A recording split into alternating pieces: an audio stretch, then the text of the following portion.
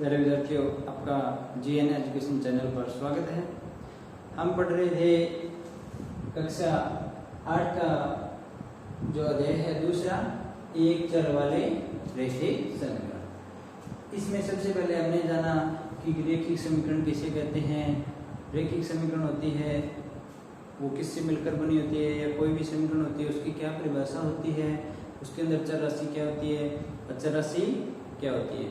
अगर आपने अभी तक उस क्लास को नहीं देखा है तो आप चैनल के जो वीडियो चल रहा है इसके डिस्क्रिप्शन बॉक्स में उस क्लास का लिंक दिया गया है, तो आप एक बार उस क्लास को पहले जरूर देखें ताकि आपको इसका बेसिक आसानी से समझ में आ सके कि रैखिक समीकरण क्या होगा, यहाँ पर जो चर है ये क्या है।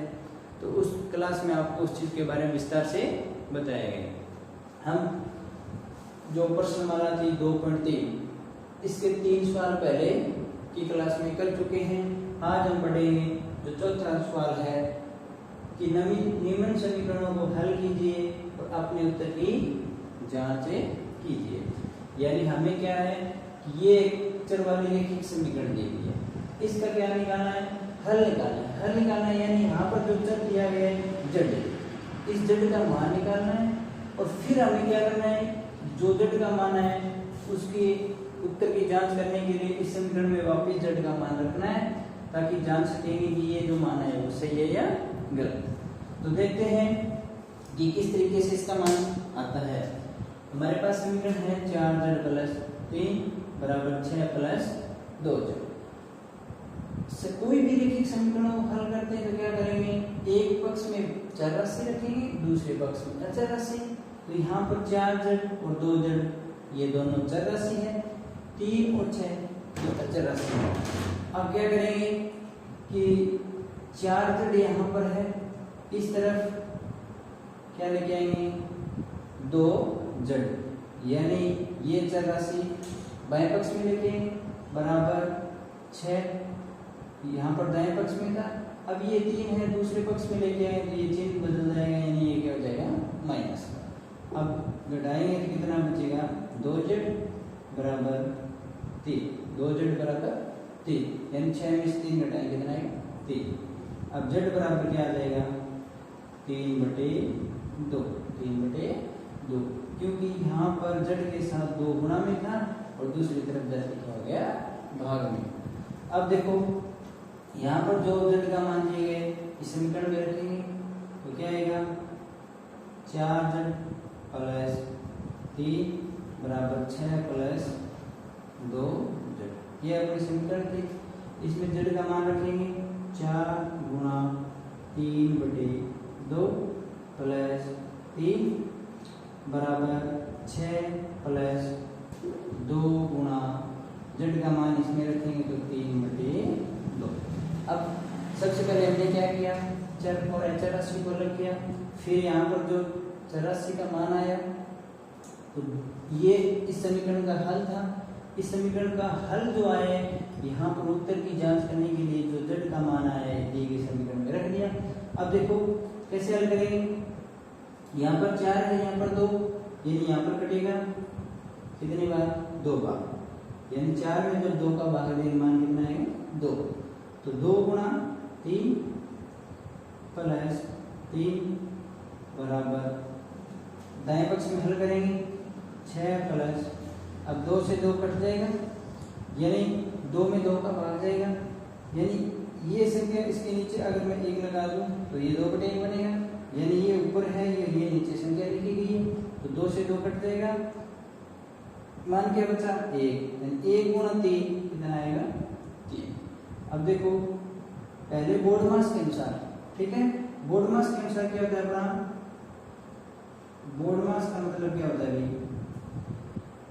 सबसे पहले अगर कोई भी इस तरीके का सिंप्लीफिकेशन का सरलीकरण का सवाल करते हैं तो वहां पर बोर्ड मास का यानी सबसे पहले ब्रैकेट ओपन करेंगे, फिर डिवाइडेशन करेंगे कि अगर भाग दिया गया तो पहले भाग करेंगे, फिर मल्टीप्लिकेशन यानी गुणा दिया है तो गुणा करेंगे, फिर उसके बाद एडिशन यानी ऐड जोड़ करेंगे और सब्सट्रैक्शन यानी घटाओ, ठीक है।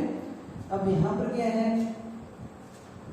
पहले बोर्ड मास के अनुसार हमें क्या करना होगा गुणा, तो 2 गुणा 3 कितना आएगा 6 प्लस 3 बराबर 6 + 3 9 और इनका योग किया तो भी 9, यानी हमारे पास जो चर राशि थी z, ये इस समीकरण का क्या था?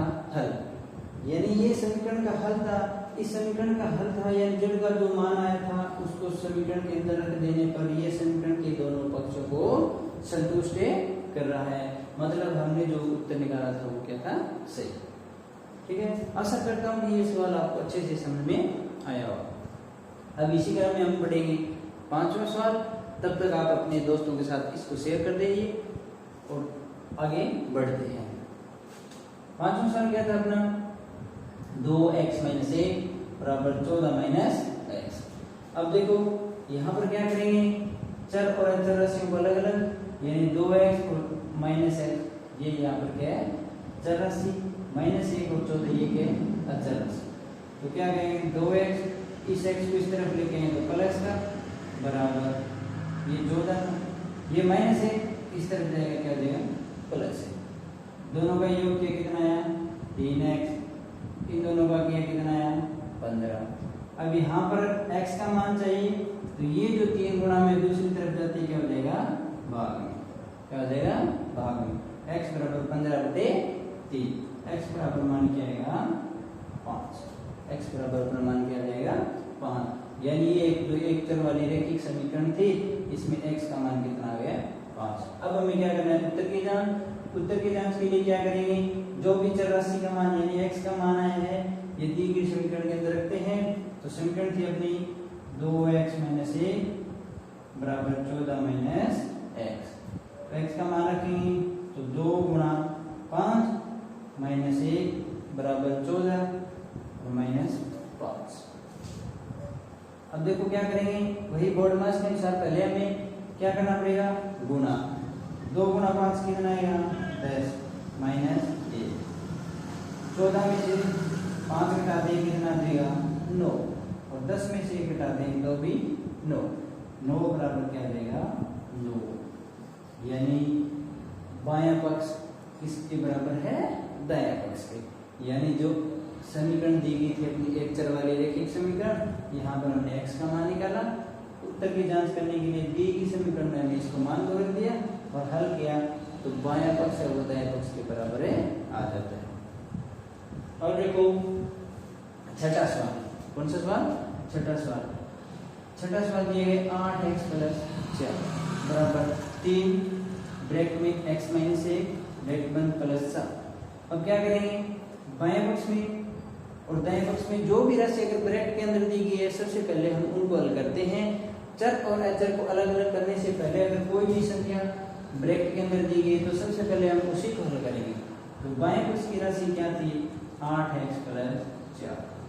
दाएं पक्ष में देखो क्या है, 3 के ब्रैकेट में दिए गए x - 1, x - 1, यानी इसका मतलब कि इस 3 की x के साथ भी गुणा होगी और इस 3 की -1 के साथ भी क्या होगी? गुणा। तो करवा दीजिए। 3 के x के साथ करवाएंगे क्या आ जाएगा? 3x।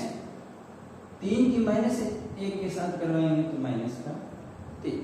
यानी क्या किया, 3 की x के साथ करवाई 3x, फिर 3 की गुणा -1 के साथ तो -3। आगे अपना क्या था? +7। अब इसी को हल करते हैं। 8x + 4 बराबर 3x, यानी -3 और +7 मान कितना देगा?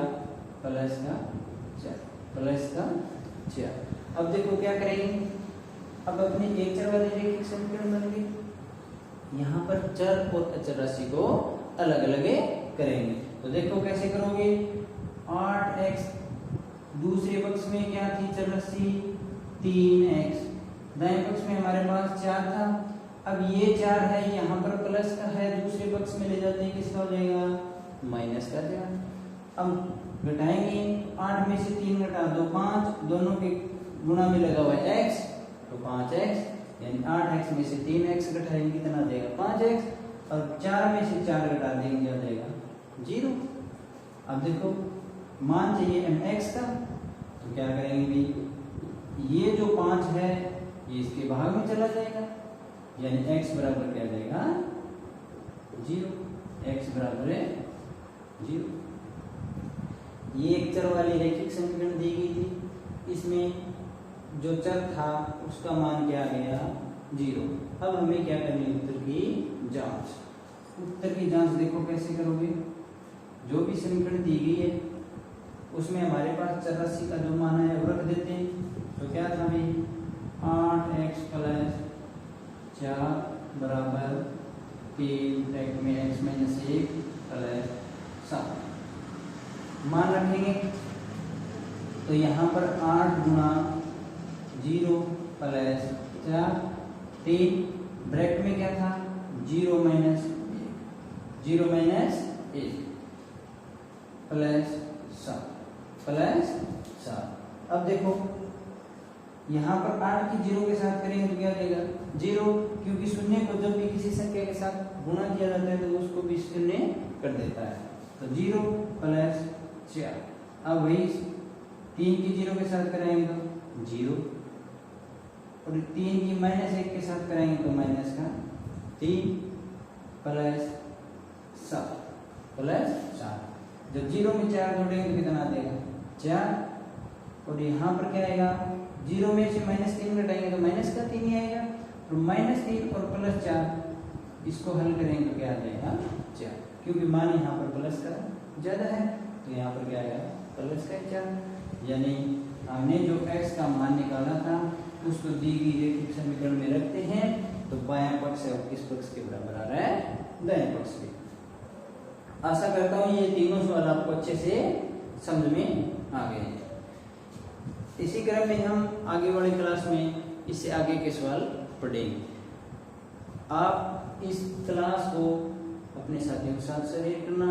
अगर आप इस चैनल पर नए हैं तो इसको जरूर सब्सक्राइब कर लेना, ताकि आपको जो इस चैनल पर कक्षा 8, 9 और 10 की गणित विषय की नियमित क्लासेज आपको देखने को मिलेगी। आज के लिए इतना ही, मिलते हैं अगली क्लास में। धन्यवाद।